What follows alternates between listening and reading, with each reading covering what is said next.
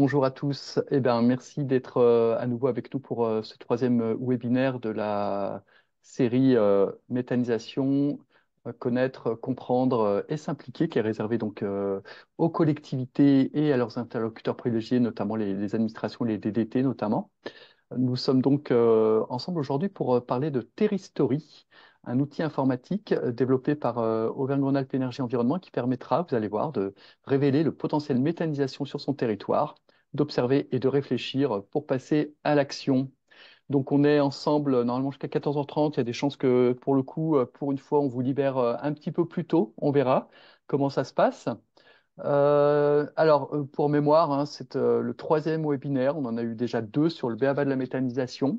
Ce webinaire sera suivi ensuite jeudi prochain d'un webinaire sur l'acceptabilité et l'appropriation locale des projets de méthanisation. Et enfin, un troisième webinaire, et le dernier, le jeudi 17 octobre, avec le témoignage de collectivités de la région engagées dans la méthanisation. En l'occurrence, ce seront les Monts du Lyonnais, Roanne Agglomération et le maire de Besson dans l'Allier. Voilà, je vous rappelle aussi la visite d'unités de méthanisation qui sont programmées le 18 octobre. Alors, ça serait aujourd'hui, a priori, on s'arrêtait sur Métavarèse, donc à Aubry-sur-Varèse, et Couleur Méta, qui est au nord de la Tour du Pin. Mais normalement, vous avez coché si vous étiez intéressé ou pas par la visite, et puis je reviendrai vers vous pour vous en dire plus. Alors, excusez-moi, j'admets des gens. Voilà. Hop. Et du coup, alors, simplement les règles de fonctionnement. Donc, si vous pouvez vous renommer, voilà, je pense notamment à Monsieur Chéroux, alors je crois que c'est Priva Aglo de mémoire, Monsieur Chéroux. Euh, Merci de vous renommer pour qu'on sache un petit peu à quelle collectivité ou à quelle administration éventuellement vous appartenez. Euh, donc pareil, hein, il y a le chat, n'hésitez pas à poser des questions. Là, on risque d'être un peu moins nombreux, donc vous pouvez pour le coup intervenir en levant les mains et puis aussi en ouvrant vos micros. On vous donnera la parole, il n'y a pas de souci. Là, on va peut-être être une petite dizaine. Donc n'hésitez pas. Voilà, c'est pas un webinaire à 200 personnes. Il est enregistré ce webinaire, pareil, hein. Le support de diaporama, tout comme l'enregistrement de ce webinaire, seront mis à disposition des inscrits sur le site à partir du site biogaz-aura.fr et cela dans la semaine prochaine, a priori. Voilà. Alors aujourd'hui, pour nous parler de Terristory, on a avec nous le spécialiste de Terristory à l'agence, Léo Gallon. Bonjour Léo. Bonjour. Voilà, chargé de mission et référent Terristory pour cet outil informatique et pour notamment bien répondre aux questions sur cet outil et puis le mettre à disposition le plus simplement possible des collectivités. Alors, par rapport à Terristory, nous allons notamment voir euh, plusieurs points. Une première partie qui est simplement une prise de connaissance des données disponibles sur Terristory. Vous allez voir notamment un tableau de bord et puis des potentielles méthanisations, une carte de parcs des unités de méthanisation existantes. Bref, un des éléments statiques pour faire un état des lieux déjà de la méthanisation et des possibles sur votre territoire. Et puis une deuxième partie que va nous présenter Léo qui va vous permettre de passer à l'action, notamment en simulant l'impact des nouvelles unités en termes d'emploi, de retombées économiques, d'autonomie énergétique sur votre territoire.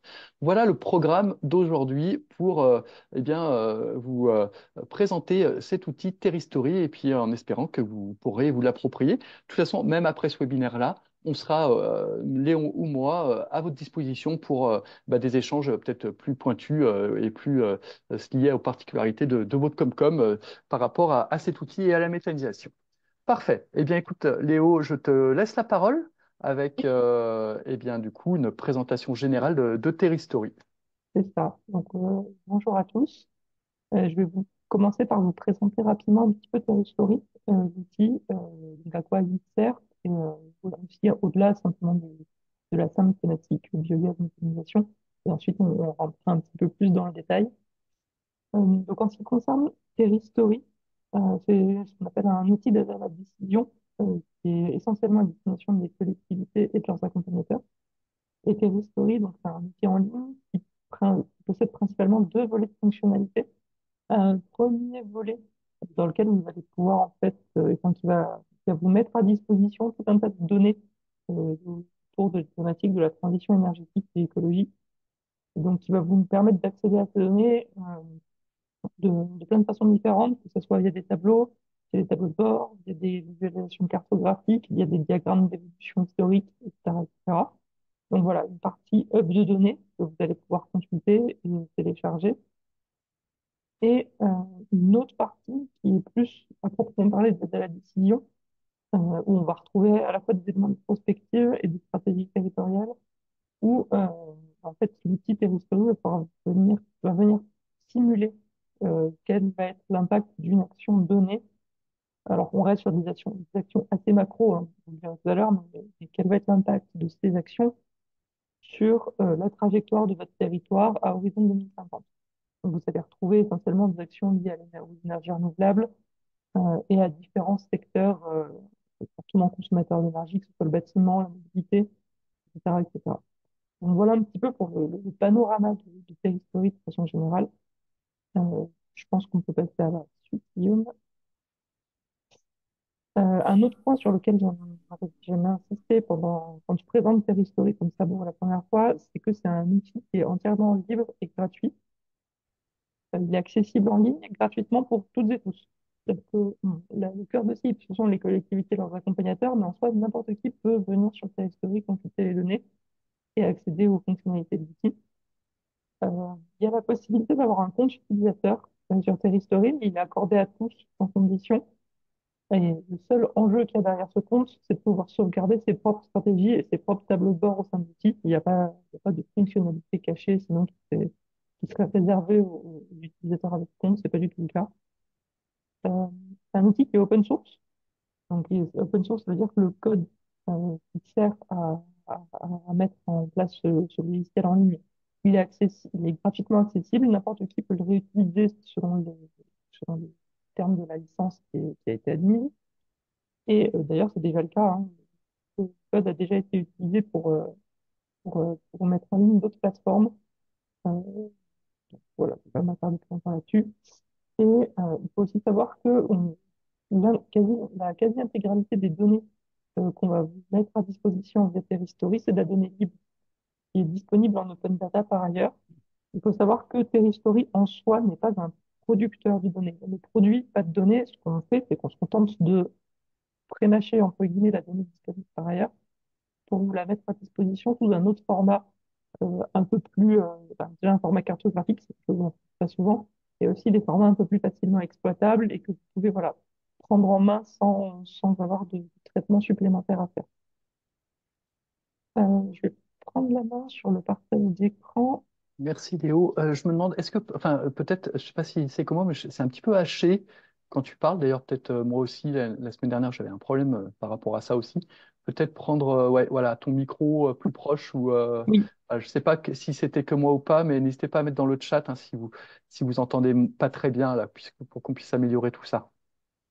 d'accord. Bah, je garde le micro là et vous Ah là, ça va n'hésitez pas à me mieux dire là. s'il y a un problème. Ok, je le Ça garde va là. mieux. Ok, j'arrête le partage et je te donne la main, Léo. Parfait. Donc voilà, pour rendre tout ça un petit peu plus concret, que vous ayez un peu en tête à quoi ça ressemble Terry Story avant qu'on se lance un peu plus précisément sur le volet méthanisation et biogaz. Donc déjà, très important, l'adresse pour y accéder, terrystory.fr. C'est un outil qui, pour l'instant, est déployé dans l'entièreté de ses fonctionnalités sur 6 régions, mais pour lequel vous avez aussi accès à quelques-unes des fonctionnalités si vous êtes sur les régions non couvertes. Donc voilà, il suffira de cliquer sur les régions en blanc. Et donc les 6 autres régions qui sont des partenaires du consortium Terristory, donc qui participent au financement de l'outil et qui ont des versions un peu plus abouties, entre guillemets, sur leur région. Donc ce sont les 6 que vous voyez là en couleur. Nous, on va s'attarder principalement sur Auvergne-Rhône-Alpes aujourd'hui. Je ne pourrais pas forcément répondre à vos questions de savoir ce qui est accessible dans les autres régions, puisque moi, je suis administrateur côté Auvergne-Rhône-Alpes. Donc, voilà, je suis pas forcément au courant. Enfin, je suis un peu au courant de ce qui se fait dans les autres régions, mais pas forcément dans le détail. Donc voilà, niveau territorial, quand vous arrivez sur la page d'accueil, ça se présente comme ça. Donc voilà, vous avez un petit pop-up qui va venir vous présenter les nouvelles actualités, les nouvelles données, les dernières mises à jour, etc., etc., que vous pouvez, voilà, quand vous pouvez en prendre connaissance et fermer. Et ensuite, outil. Vous arrivez comme ça sur une carte de la région. Euh, Vous avez plusieurs éléments importants. Le premier, ça va être ce que vous allez trouver en haut ici, qui est la zone dans laquelle vous allez pouvoir sélectionner en fait le territoire que vous souhaitez afficher. Et donc, ça se fait très simplement. Bah, mettons que, par exemple, on veuille s'intéresser. J'ai vu que le Scott Sud-Cantal est parmi nous, donc on peut aller le chercher. Euh, Hop, alors, est-ce qu'il a un autre nom officiel? Ça peut aussi être ça qui peut poser problème. C'est Est-Cantal ou c'est... Je sais plus. Bon, prenons celui-là, par Alors, exemple. du coup, c'était, alors, attendez, du Cantal. Est-ce que la personne peut repréciser? C'est Scott, Madame Le Marchand, Monsieur Le Oui, bonjour. Marchand. Bonjour. Bonjour. Oui, oui, Ça, c'est c'est bien le Est. Scott Du Est Scott de Cantal. Sud. Ah bah c'est Ok, bon, Tout on a à fait, trouvé. ou à Super. Saint-Flour, oui, c'est ça. c'est parfait. J'essaierai Parfait. de prendre un peu plusieurs territoires pour l'exemple 1 au cours de la démonstration. N'hésitez pas si jamais vous voulez voir des choses en particulier. Donc voilà, Story, vous sélectionnez votre territoire, vous venez le rentrer ici en haut directement. Vous pouvez sélectionner aussi la maille de représentation inférieure. Donc là, ici, c'est l'échelon communal, mais rien. Bon, alors pour les Scots, vous avez que l'échelon communal. Mais si vous travaillez avec des échelons plus larges, par exemple le département, vous pouvez avoir un découpage à l'EPCI, par exemple, ou voire même si vous travaillez à l'échelon régional, un découpage départemental. Et donc, Terristory, donc là, vous êtes sur le volet cartographique qui va vous permettre de sélectionner en fait différents indicateurs. Donc, on va pouvoir, enfin, on ira un peu plus dans le détail un petit peu plus tard, mais voilà, comme vous le voyez, les thématiques vont bien au-delà de la simple méthanisation. Vous allez retrouver des données sur tout ce qui va être les problématiques climat, air, énergie, des indicateurs sur les thématiques environnementales, quelques indicateurs sur l'économie et la société et les sociétés, et des indicateurs un peu plus thématiques sur la mobilité, le bâtiment, la chaleur renouvelable ou encore l'eau. Voilà, ça c'est vraiment pour la partie module cartographique auquel vous avez accès juste ici. Euh, Si vous descendez ici sur le deuxième module, vous avez accès au module équipement, donc qui est lui aussi un module cartographique où l'enjeu cette fois, ça va être de venir afficher des données ponctuelles, donc là, typiquement ici des unités de méthanisation, sur lesquelles on reviendra un peu plus en détail tout à l'heure. Je vais vous montrer un indicateur quand même que vous ayez une idée de ce à quoi ça peut ressembler. Je vais aller dans la production ENR. Donc voilà, ça peut ressembler à ce genre de choses une fois qu'il aura fini de faire ses petits calculs. Donc voilà, vous allez vous retrouver avec directement sur la carte la production ENR, donc ici par commune, dans le cartouche la valeur sur l'intégralité du territoire sélectionné, donc en l'occurrence le Scott et le Cantal, et un petit diagramme circulaire qui va venir vous indiquer un petit peu la répartition de ces productions ENR sur le territoire. Donc par exemple, vous souhaitiez plus voir la production hydraulique, et ben, vous pouvez venir décocher comme ça et ça va l'enlever du diagramme circulaire, du total de la zone géographique considérée et aussi des différentes communes pour lesquelles ça pourrait avoir un impact. Ici, on le voit très bien, il y a une commune ici qui a quasiment disparu en termes de prod à l'échelle par rapport aux autres, puisque bah, manifestement, elle abrite un barrage. Et donc, c'est bien ça qu'on constate. Donc voilà, un petit peu pour vous donner une vue d'ensemble. Ensuite, vous avez trois autres modules, le module tableau de bord, le module d'analyse territoriale et le module de stratégie territoriale. Je vous en parle pas tout de suite, parce qu'on va y revenir un peu plus en détail juste après. Mais voilà, c'est bien c'est bien l'enjeu de vous présenter un petit peu Terristory au-delà de simplement ce dont on va parler aujourd'hui. Et important, Léo, peut-être, on voit d'ailleurs le Oui, cadre là sur voilà, c'est des données euh, qui sont annuelles. Donc là, l'année qu'on c'est ça. visualise, c'est 2022. Je pense que c'est la plus récente, hein, parce qu'après, il faut quand même Oui, que ça remonte tout dans les open data. Tu c'est disais que ça. vous mettiez juste à disposition, mais c'est un énorme travail de récupérer tout ça et de Oui, remouliner tout ça. Hein. Donc il y a ce temps-là. Donc il y a toujours un petit délai quand même. c'est ça. Et puis voilà. Mais voilà, c'est généralement un an et demi de d'écart, quoi. C'est ça. Ça va dépendre de quand les données sont mises à jour. Là, typiquement, sur les données de production, c'est l'Orcade qui s'occupe de les produire annuellement. Donc pour l'instant, ils mettent à disposition que jusqu'en 2022. On attend d'ici la fin d'année les données pour l'année 2023. Et pour le coup, avec les données Orcade, enfin, vu qu'on travaille étroitement avec eux, on a l'habitude, moins de 15, normalement en 15 jours après la publication sur leur cahier, ça sera sur Territory. Là, tu Mais parles de c'est un leur casse. cahier. D'ailleurs, du coup, est-ce que vous connaissez tous leur cahier? levez, je sais pas, mettez un petit pouce euh, ou dans le chat. Voilà. Du coup, Lionel Ginestet, oui. Phil Vivière, oui. Les collectivités, Privat Bruno Chéroux, Bruno Alors, Sardèche, peut-être pas, hein. oui, l'ORCAE, pour vous l'expliquer rapidement, c'est l'Observatoire régional climat air énergie. Donc, c'est l'observatoire, enfin, c'est donc un observatoire qui a pour but de produire des données sur tout ce qui va concerner les thématiques climat air énergie. Il est piloté par la région, l'ADEME et l'ADRIAL, et il est opéré, en ce qui concerne la région Vernon-Alpes, il est opéré donc par Oradozo en partie, aussi par par l'ASCA régional, donc par Atmo Vernon-Alpes, et de façon un peu moins, et aussi par Météo France et le CEREMA, qui ont aussi quelques activités au sein de leur cahier. Donc voilà, donc on a tous ces acteurs-là qui travaillent ensemble en fait pour produire des données annuellement à l'échelon communal sur l'entièreté du territoire, sur tout ce qui va concerner la consommation d'énergie, la production d'énergie, pas uniquement les ENR d'ailleurs, hein, toutes les productions d'énergie, euh, et tout ce qui va être donné d'émissions, que ce soit gaz à effet de serre, polluants atmosphériques, euh, et essentiellement ces sujets-là. C'est aussi eux qui produisent les données de potentiel ENR, dont on parlera tout à l'heure, plus spécifiquement sur les données méta, mais qui produisent aussi tout un tas de données potentielles sur d'autres ENR, notamment le PV et le solaire thermique. Merci Léo. Et pour clore la parenthèse sur l'Orcae, en fait, hein, tu me dis si je me trompe, mais chaque collectivité peut aller sur le site Oui, orcae.com ou .fr, je sais plus. Et il y a même, hein, donc et chaque collectivité peut avoir son rapport, son PDF avec toutes les données liées à sa collectivité, hein. oui, c'est ça. Ils produisent annuellement un rapport pour chaque collectivité. Alors, au moins EPCI, département et région. Je Oui, ne sais pas s'ils le font pour les autres échelons. Mais voilà, ce sont des PDF assez denses dans lesquels vous allez retrouver tout un tas de graphiques d'analyse sur les données. Donc, vous y avez accès là directement, hein, via Terrastory. Mais sinon, voilà, vous pouvez aller directement chercher. Normalement, si vous cherchez Orcae sur Internet ou Vernon-Alpes, vous tomberez directement sur ce site-là. Et vous pourrez aller chercher vos données ici dans l'onglet données territoriales. Et depuis là, vous pourrez aller chercher ces fameux PDF, mais aussi les tableaux de données qui sont produits, qui globalement sont les mêmes que ceux que vous retrouverez dans Terrastory, hein, à deux, trois fusions de secteurs près. Mais globalement, vous y retrouverez la même chose. On peut peut-être revenir au diaporama, Guillaume, allez. si tu veux bien.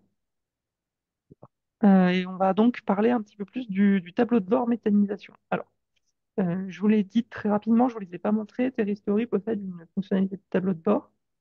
Et donc, le tableau de bord dans Terrastory, c'est une page sur laquelle on va regrouper des graphiques, des cartes, euh, des chiffres clés qui vont tous être regroupés sur une seule et même page, dans l'objectif de pouvoir faire un panorama sur un sujet précis de tout ce qui est disponible dans l'outil. Pour ce qui concerne pour ce qui concerne la méthanisation, on a un tableau de bord thématique tout prêt qui est à disposition de tous les territoires sur le territoire historique. Vous pouvez vous pouvez aller consulter sur le territoire qui vous intéresse. Donc ce tableau de bord, il prend place aux côtés d'autres tableaux de bord thématiques et d'un tableau de bord indicateur clé. Et donc voilà, l'enjeu pour nous, c'est de produire régulièrement des nouveaux tableaux de bord thématiques pour essayer de couvrir un petit peu les différents éléments qui sont présents sur la plateforme. En ce qui concerne le tableau de bord méthanisation, il est disponible à tous les échelons administratifs sauf la commune. Et donc pour y accéder, vous allez devoir, comme je vous l'ai montré tout à l'heure, sélectionner votre territoire, puis le module tableau de bord et enfin le tableau de bord thématique méthanisation. Donc comme vous pouvez le voir sur la slide suivante, donc les différentes étapes, là, 1, 2, 3, vu qu'on vous transmettra les slides après, vous aurez comme ça un peu les différentes étapes à suivre. Euh, je vous propose d'aller le voir directement, parce que ça sera bien plus parlant. Euh, Comme ça, je fais la manipulation en même temps. Et chaque N'hésitez pas. territoire peut aussi aller voir le sien en même temps. Oui, c'est ça, voilà, c'est ce que j'allais dire. N'hésitez pas, si vous voulez, à aller sur History en même temps et à essayer d'aller consulter en direct votre tableau de bord. Ça vous permettra de voir. Alors, à l'échelon communal, c'est pas possible actuellement, puisque les données qu'on a sont pas forcément assez précises pour être intéressantes à l'échelon communal. Mais vous n'hésitez pas aussi à consulter éventuellement s'il y a des communes parmi nous, le PCI auquel vous appartenez, ça peut être intéressant. Alors, j'ai dit que je ferai un petit peu le tour euh, des territoires présents. Il me semble que Annemasse était parmi les inscrits. Donc, on peut y aller. Donc, voilà. Cette fois, zoom sur un EPCI. Donc, je sélectionne mon territoire, comme je l'ai dit au début, puis je viens dans le module tableau de bord, qui est le troisième onglet ici à gauche sur Territory. Et donc là, dans la première catégorie, tableau de bord disponible pour le territoire sélectionné, vous allez retrouver, comme je vous l'ai dit, le tableau de bord indicateur clé et les différents tableaux de bord thématiques, dont le tableau de bord méthanisation. Vous cliquez dessus et là, on va arriver donc sur le fameux tableau de bord méthanisation. Alors attendez, je vais dézoomer un petit peu. Euh, Voilà, histoire qu'il soit un peu plus visible. Et donc, le tableau de bord méthanisation. Euh, donc, l'enjeu de ce tableau de bord, ça va être, comme je vous le disais, de venir, comment dire, de venir afficher sur une seule page différentes données qui sont associées au territoire. Alors, euh, donc, nous, ce qu'on vous a mis à disposition via le tableau de bord, ça va être un premier volet qu'on intitule le biogaz dans votre territoire, dans lequel vous allez retrouver un petit peu l'historique de la production NR du territoire. D'abord, toute filière confondue, puis ensuite uniquement biogaz. Euh, Ensuite, vous allez retrouver une répartition à nouveau, cette fois plutôt par graphique. Alors, je crois que je choisis un territoire où manifestement, il n'y a plus de Oui, production à partir de 2022. peut-être Je vais peut-être aller en trouver peut-être un autre si ça vous oui, embête à pas. l'échelle d'un département, sinon Oui, peut-être. Parce que là, dans les collectivités, attends, je vois. je vais rester en Privas Haute-Savoie. Centre-Ardèche, Privas Centre-Ardèche, il doit y avoir, je sais plus si Bon, Agripexia est sur Privas Centre-Ardèche ou pas, Monsieur Chéroux, mais je vais le prendre à l'échelon départemental et puis on... oui, il y a Monsieur Chéroux qui a ouvert. Vous Ah, avez des unités, Monsieur Chéroux, chez vous? Non. Non? Ok, bon, bah prends pas non plus, bah prends à l'échelle départementale, ouais, ça va être plus voilà, simple. on va aller en Haute-Savoie. Voilà. Comme ça, vous aurez un diagramme où il y a un diagramme où il y a des données. Donc, ce que je vous disais, production ENR, toute filière confondue, qui peut vous permettre en fait de vous rendre compte un petit peu du poids de la méthanisation vis-à-vis des autres ENR qui sont utilisées qui sont produites sur votre territoire. Ensuite, un diagramme historique qui ne garde que les données méta pour voir un petit peu la dynamique d'évolution de l'énergie sur le territoire. Un autre diagramme, où cette fois, vous allez juste retrouver la part des différents types de valorisation de la méthanisation euh, pour la dernière année disponible, donc qui globalement reprend les données que vous avez ici, mais qui vous affiche juste directement les pourcentages. On voit que là, typiquement, sur ce département, c'est l'injection qui est largement, enfin, Ah, c'est qui pour la correspond, dernière année 2022 du c'est là, graphe de pour la droite. 2022 en tout cas, correspond à ce qui se fait le plus, en tout cas pour la méthanisation en Haute-Savoie. La fameuse carte, on y reviendra plus tard, des installations unités de méthanisation sur le territoire. Et ensuite, vous allez retrouver un second volet qui va cette fois s'attacher un petit peu plus au potentiel de méthanisation du territoire, dans lequel vous allez retrouver d'abord le diagramme de l'intégralité du potentiel de méthanisation hors biodéchets de l'industrie alimentaire, donc dans lequel vous allez retrouver une quantification des potentiels de méthanisation associés à différents types d'intrants, en fait, tout simplement. Donc, ce qui permet voilà, de voir sur le territoire quels sont les types d'intrants qui peuvent être le plus intéressants à mobiliser, les plus nombreux en tout cas. Et donc, voilà, d'une part, vous avez ce diagramme-là, et d'autre part, vous avez un autre diagramme où on vous donne une estimation de la part de ce potentiel qui est déjà utilisé à l'échelle du territoire. Et donc voilà, l'idée étant d'afficher ensuite le potentiel restant. Et ensuite, vous avez une petite section pour aller plus loin dans laquelle vous allez retrouver donc derrière les logos des liens qui vont vous renvoyer vers différents sites et différentes pages spécifiques sur la méthanisation qui vont pouvoir vous permettre d'aller plus loin, de vous fournir de l'information supplémentaire sur ce sujet-là. Qu'est-ce que je peux vous dire de plus sur le tableau de bord? Deux petites choses, enfin, plusieurs petites choses. La première, c'est la fonction de comparaison avec un autre territoire, parce que si vous avez envie alors de vous comparer, enfin, ne serait-ce que pour avoir une idée et une analyse de la dynamique, soit via l'échelon administratif supérieur, soit via un département ou un EPCI voisin, Vous pouvez le faire comme ça. Vous cliquez donc sur le bouton Comparer un territoire ici. Vous venez sélectionner un nouveau territoire. Donc là, par exemple, la région Auvergne-Rhône-Alpes. Vous cliquez sur Ajouter. Et donc là, le tableau de bord va se dédoubler. Et vous allez retrouver à gauche le premier territoire que vous avez sélectionné et à droite le territoire que vous venez de rajouter. Et donc l'enjeu, ici, ça va être de pouvoir venir un petit peu comparer un peu tout ça. Bah là, on peut voir, par exemple, et d'en tirer un peu des grands enseignements. Par exemple, on voit qu'à l'échelle régionale, ici, on a quand même quelque chose qui est assez similaire entre les deux territoires. Alors, pas du tout en termes de valeur totale, mais en tout cas en termes de répartition. On a quand même beaucoup d'hydro, beaucoup de bois et peu du reste. C'est quelque chose voilà, qui montre qu'a priori, la Haute-Savoie est plutôt dans la moyenne régionale d'un point de vue répartition. D'un point de vue répartition des différentes filières de biogaz, on voit que, enfin, les différentes débouchés, en tout cas, on voit que là, c'est l'injection, enfin, il y a quand même un certain différentiel. On fait plus d'injections en valeur relative en Haute-Savoie que ce qu'on en fait en région, etc., etc. Bon, au niveau de la carte, la comparaison est peut-être un peu moins intéressante. Et là, pareil, vous allez retrouver le même type d'informations, en tout cas pour ce qui va concerner le potentiel de méthanisation par filière, pardon, par catégorie d'intrants, et est-ce que le potentiel est utilisé ou pas en majorité.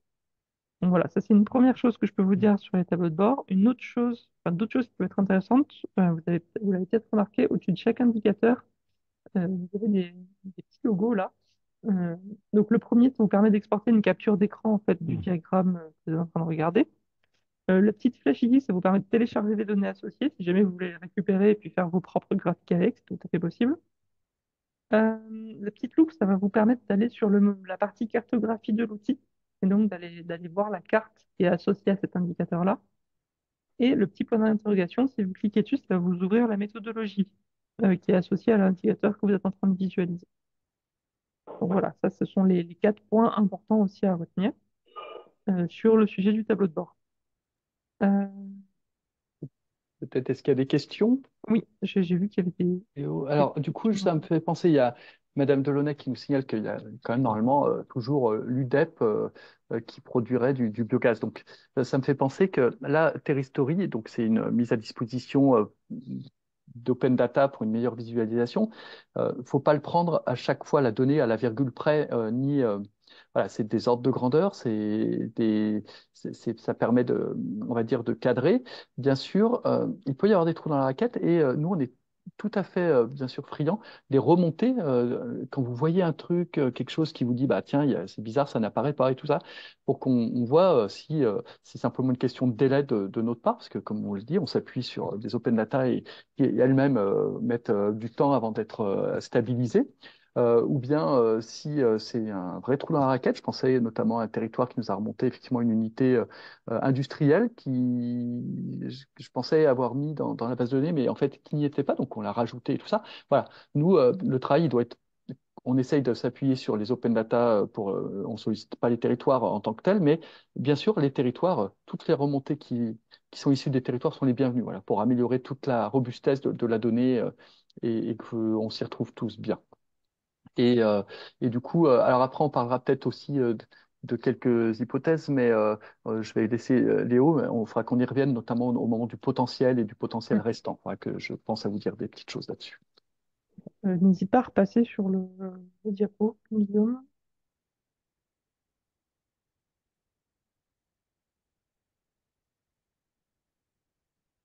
Oui, donc voilà, on peut passer à la slide suivante. Donc voilà, quelques éléments à retenir, les éléments clés sur les tableaux de bord.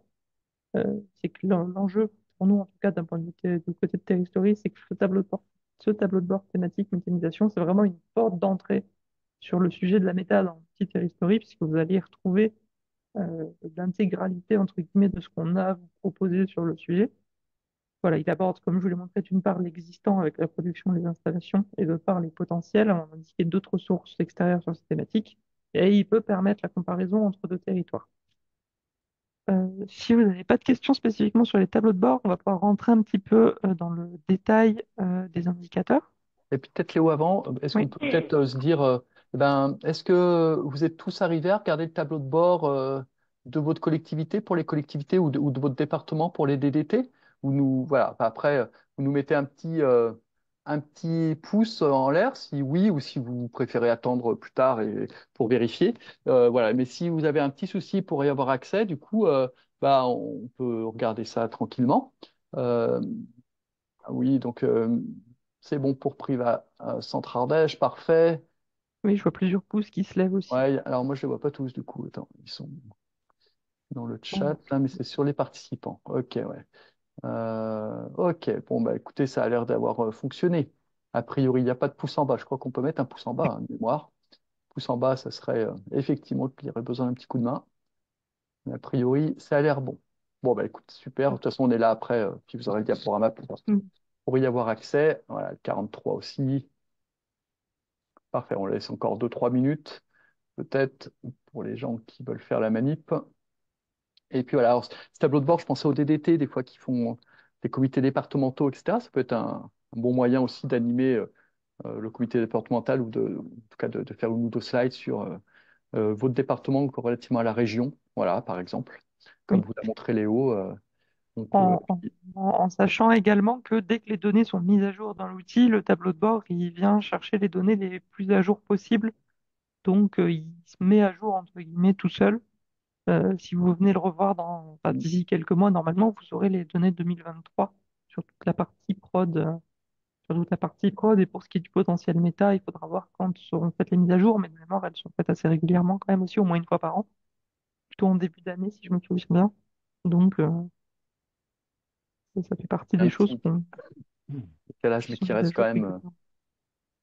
qui reste quand même peu important. Ok, bah ça marche. Allez, bah Léo, je te laisse continuer. Parfait, on y va. Donc voilà, on va passer un petit peu plus dans le détail maintenant sur les différents indicateurs biogaz qui sont dans Territory. Donc je vous ai déjà présenté un petit peu en partie via les tableaux de bord. Mais donc ces différents indicateurs et graphiques, on va pouvoir aller les visualiser directement sur la section cartographique de l'outil. Et donc en ce qui concerne la méthanisation, vous allez retrouver trois grands types d'indicateurs. Donc voilà, qu'on a déjà vu. La première, ça va être la production annuelle de la filière depuis 2011, avec le détail sur l'injection et la cogénération. Et tout ça, vous allez le retrouver à l'échelle de la commune. Donc, c'est une production de l'ORCAE qui est mise à jour annuellement avec à chaque fois une nouvelle année disponible. Donc voilà, comme je vous le disais, bientôt l'année 2023. Vous allez également retrouver donc l'indicateur sur les potentiels méthanisables, là aussi par commune. Vous allez retrouver à la fois le détail en fonction du type d'intrant et de est-ce que le potentiel est déjà utilisé ou non. Et ensuite, vous allez aussi retrouver la carte des différentes unités de méthanisation présentes en région. Alors, a priori, une bonne partie de celles qui sont en fonctionnement, quasiment toutes, plus celles qui sont en projet, en tout cas dont la construction est actée et devrait normalement aboutir. Et cette carte est mise à jour 2 fois par an à peu près, C'est et ça, pour le coup, est peut-être plus rapidement à jour que ce qui vient des Open Data National, parce que là, on s'appuie sur une base de données régionale qu'on alimente avec l'ensemble des partenaires en région, que sont les chambres d'agriculture, les DDT, GRDF. Donc, du coup, voilà, il y a une mise à jour qui est peut-être un peu plus récente grâce aux partenariats locaux. c'est ça. Et pour information, là, en l'occurrence, celle que vous avez sur Story, la mise à jour, elle date de la fin de l'été. Donc, on est voilà, sur quelque chose d'assez récent en ce qui nous concerne. Euh, alors, bah, je vais vous rentrer un petit peu dans le détail de ces indicateurs maintenant pour vous les présenter dans leur version cartographique et pouvoir un petit peu mieux explorer Je ce départage mon écran qui est alors du coup, je proposé. te laisse. Oui, moi, normalement, je Ah peux bah c'est reprendre la bon. main Ok, nickel. sans Super. que tu aies besoin de changer. Bon, on va rester à une échelle départementale, ça peut être plus simple. J'ai vu qu'il y avait la DDT. Bah, prends le Rhône, tiens, il y a la DDT du Rhône qui est là, Ah, la DDT du Rhône aussi. Bon, normalement. J'ai cru j'irai dans l'avoir. la Drôme un petit peu plus tard. Euh, donc, le Rhône. Euh, donc voilà, donc là je suis sur la carte, ben voilà, je suis sur la carte des unités de méthanisation, donc je vous propose qu'on commence par ça. Donc voilà, comme vous le précisez, Guillaume, c'est une base interne hein, qui est maintenue à jour en collaboration avec l'Adréal, Aura 2E, les énergéticiens, qui est aussi, dont on prend aussi voilà, des données issues de l'Observatoire de l'Ordec, du coup, qui ne s'appelle plus Sandra, il faudrait que je change le nom. Et donc voilà, cette carte-là, l'idée c'est que vous allez retrouver la géolocalisation des unités de méthanisation en fonctionnement sur le territoire et une partie de celles qui sont en projet. Alors, plusieurs points, euh, plusieurs points qui peuvent avoir leur importance. Le premier sur la géolocalisation. Il faut savoir que c'est pas forcément la géolocalisation de l'unité en elle-même qui est retenue. Ça peut aussi être, dans le cas où on n'a que l'adresse du porteur du projet, l'adresse du porteur du projet et pas de l'unité en tant que telle. Ce qui peut induire parfois euh, des petits décalages géographiques. Mais voilà, à la rigueur, si jamais vous le constatez quand vous consultez l'outil et que, enfin, faut pas hésiter à nous le dire pour que nous, on puisse ensuite venir préciser un peu notre base de données. Mais voilà, on n'a pas toujours la géolocalisation ou l'adresse exacte, donc du coup, on prend ce qu'on a de mieux. Donc voilà, vous allez retrouver ces géolocalisations et ensuite vous allez pouvoir venir survoler en fait les petits pointeurs. Donc toi, vous cliquez dessus, vous avez une infobulle qui vient s'ouvrir et dans laquelle vous allez retrouver différents éléments. Donc évidemment le nom de l'installation. Est-ce que c'est une installation qui est en cogénération ou en injection? Alors, le type d'installation, alors là, on va différencier, est-ce que c'est plutôt une installation agricole, est-ce que ça va être une installation sur une steppe, une ISDND, etc., etc. Dans le cadre de, si jamais c'est une unité en cogénération, vous allez retrouver, quand on a l'information, la puissance électrique, euh, la puissance électrique déployable, injectable sur le réseau. Et pour ce qui est de l'injection, vous allez retrouver pareil la puissance maximale théorique. Alors, il me semble que c'est sa puissance maximale théorique en injection sur le réseau de gaz. Ah ouais. Euh, Quand on a l'info, vous allez également savoir est-ce qu'il y a ou non un hygiéniseur sur sur l'installation. Et puis voilà, le code commune, le code INSEE de la commune, et est-ce qu'on est sur une installation qui est en service ou en projet. Tu avais quelque chose à rajouter, Guillaume? Non, non, Voilà, je ne maîtrise pas forcément bien le sujet des différentes non, non, mais puissances sur les unités de méthode. Il ne faut pas hésiter à me reprendre. Euh, et donc voilà, vous allez retrouver toutes ces informations-là. J'essaie de vous en trouver une. Alors voilà, évidemment, quand vous arrivez sur voilà, d'autres types d'installations comme ça, où bah, si vous n'avez pas de valeur qui est indiquée, que ce soit sur la puissance électrique ou la puissance en injection, c'est qu'on n'a pas l'info tout simplement. Donc encore une fois, si jamais vous l'avez et que vous passez par Telestory, n'hésitez pas à faire un petit mail à Guillaume et on viendra compléter les bases de données. C'est toujours intéressant pour nous d'en avoir le plus possible hein, pour avoir une meilleure visualisation de la filière sur l'entièreté de la région. Donc voilà pour les unités de méthanisation. Je vous propose de passer peut-être maintenant. préciser juste, il y a aussi Oui, celle en projet. Mais alors, c'est ça. c'est pas tous les projets, par exemple, que vous connaissez, généralement, il y en a moins, hein, parce que on ne visualise que celles que l'on dit en statut public. Donc, statut public, c'est quoi? C'est une unité dont le PC a été publié pour nous. Voilà, il a fallu choisir un jalon. On a choisi celui-là. Et généralement, l'information, elle nous provient majoritairement des DDT. En tout cas, c'est celle qui est la plus fiable quand elle nous parvient des DDT. Et donc, nous, on a une base de données, on a beaucoup plus d'unités que celles qui apparaissent là. Et à partir du moment où le PC est publié, ben, on incrémente d'un jalon. Et du coup, ça apparaît sur cette carte. Mais du coup, il y a aussi au moins autant d'unités qui n'apparaissent pas parce qu'elles ne sont pas encore assez avancées. Voilà, alors il y a Madame Francard, type d'installation STEP, qu'est-ce que cela signifie? Ok, eh ben, du coup, c'est les unités de méthanisation qui traitent des bouts de stations d'épuration. Maintenant, des STE. Voilà, il y a, dans la filière méthanisation, il y a la filière agricole, la filière STEP, la filière industrielle, la filière aussi territoriale non agricole, et puis la filière sur gaz de récupération d'ordures ménagères. Ça a répondu à votre question, Madame Francard?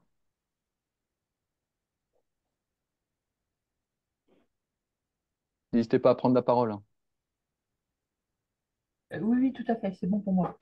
Voilà, station d'épuration. C'est vrai qu'on change, on appelle plutôt ça les STE maintenant.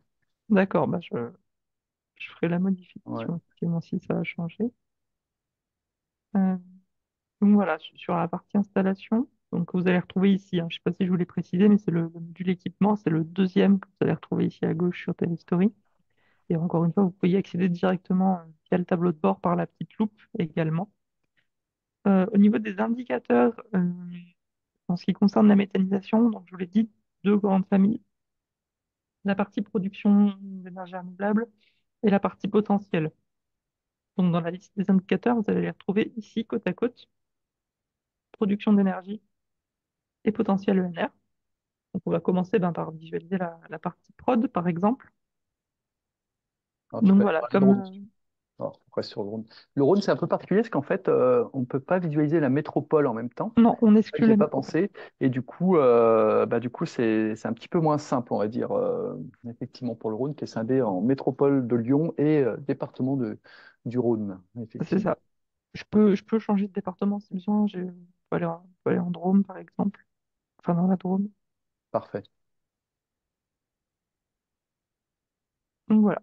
Euh, Ça va vous permettre d'afficher donc, la production NR, donc ce genre de graphique que je vous ai déjà un petit peu montré tout à l'heure. Donc, vous allez retrouver l'intégralité de la production ENR du territoire. Donc là, pour l'année 2022. Et voilà, encore une fois, vous pouvez venir sélectionner l'année qui vous intéresse pour remonter un petit peu dans le temps et voir un petit peu l'évolution. Donc là, voilà, on voit que sur le territoire de la Drôme, la production, elle s'élève à quasiment 6000 gigawattheures annuellement en 2022. Et que sur ces 6000 gigawattheures, si on a envie de s'intéresser uniquement à la partie biogaz, ben, on va pouvoir venir décocher euh, les autres filières.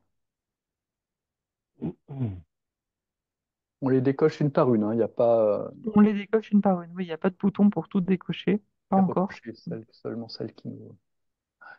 On travaille, voilà. Donc là, on voit que en ce qui concerne le biogaz sur ce territoire, donc on est à peu près voilà, un tiers, un tiers, un tiers sur les trois filières, que ce soit injection de biométhane, de valorisation électrique ou valorisation thermique. Et donc, ça nous permet aussi voilà, de le localiser aussi un peu mieux sur le territoire, puisqu'on voit qu'a priori, c'est majoritairement les EPCI de l'ouest du département qui sont concernés. Si on a envie de descendre à la maille communale, on peut également le faire. Donc, on va venir cliquer juste ici. Et alors, je pense qu'il faudra que je retravaille aussi le filtre, si ma mémoire est bonne. Oui. Voilà, je m'en doutais un petit peu. Bon, alors, évidemment, là, vous avez les différents barrages sur le Rhône qui ressortent immédiatement, mais ce n'est pas ce qui nous intéresse aujourd'hui.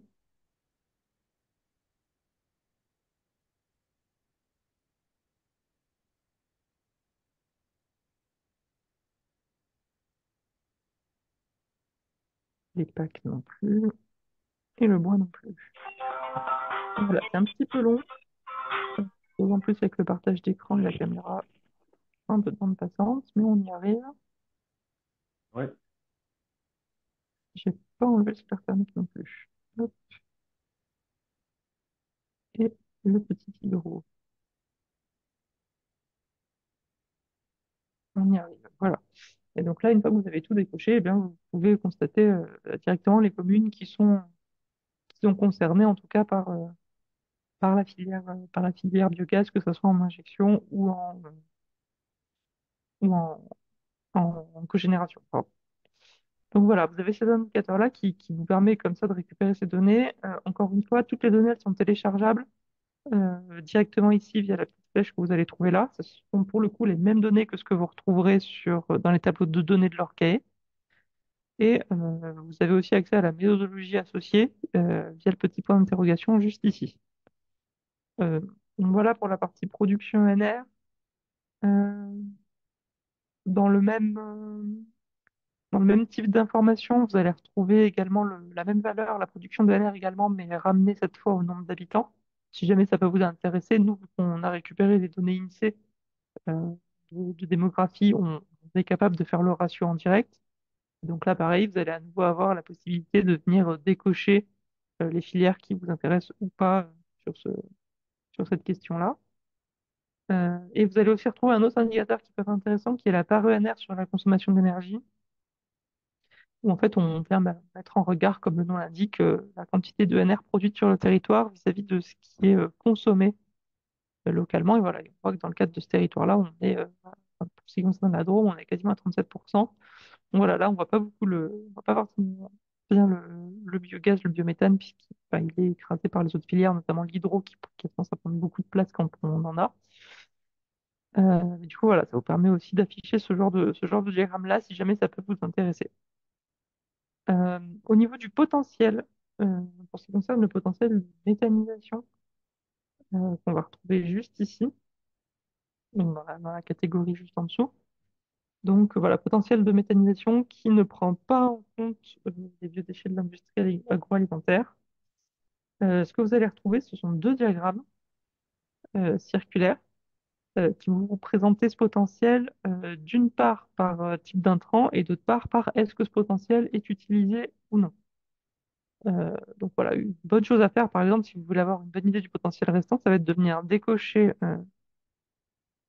ici le petit point vert, en sachant que les deux diagrammes sont interactifs, hein, et communiquent l'un l'autre. C'est-à-dire que si vous ne gardez que le potentiel restant, ça ne va vous garder que le potentiel restant de chacune des filières prises individuellement ici. Je laisserai Guillaume vous en faire un peu plus sur les détails de la méthodologie et de ce que ça peut vraiment signifier potentiel restant et de ce qui est vraiment pris en compte dans ce calcul. Mais voilà, comme ça, vous avez un bon aperçu. Là, pour le coup, vous n'avez pas la possibilité de remonter le temps parce que le potentiel est quand même quelque chose de plus relativement fixe a priori et la valeur qui vous intéresse le plus est la valeur la plus récente possible. Et donc, voilà, ça vous permet de visualiser ça. Comme pour les données de production, vous allez pouvoir venir décocher. Par exemple, là, vous voyez qu'il y a un potentiel sur le CIDE. Si c'est ça qui vous intéresse et que vous avez envie de savoir quelles sont les communes du département qui sont le plus concernées, vous allez pouvoir venir décocher tout le reste pour ne garder que les CIDE et vous verrez apparaître sur la carte les points les plus importants sur le territoire. Et comme toujours, le téléchargement et la méthodologie, tout est accessible ici. Pour ce qui concerne de la méthodologie, je pense qu'on vous renvoie. Le document doit être assez succinct et doit vous renvoyer vers la méthodologie officielle de leur cahier. C'est ça. La méthodologie de production de ces données sont disponibles ici. Donc voilà, ça vous renvoie bien, c'est ça, sur la méthodologie de leur cahier qui, elle, va vraiment rentrer un peu plus dans le détail du calcul. Donc tout est accessible hein, de ce point de vue-là. Et voilà, évidemment, si jamais après la lecture de ce document, vous avez encore des questions, il ne faudra pas hésiter à nous les poser. Euh, on va Et peut-être néanmoins, terminer sur le diapo, à moins qu'il y ait des questions oui, spécifiques. voilà, s'il y a des petites questions sur le potentiel, moi j'aurais deux, trois choses à vous préciser déjà à l'oral, mais on va voir. Est-ce qu'il y a des questions sur le potentiel méthanisation et le potentiel restant? Allez-y, hein, prenez la parole.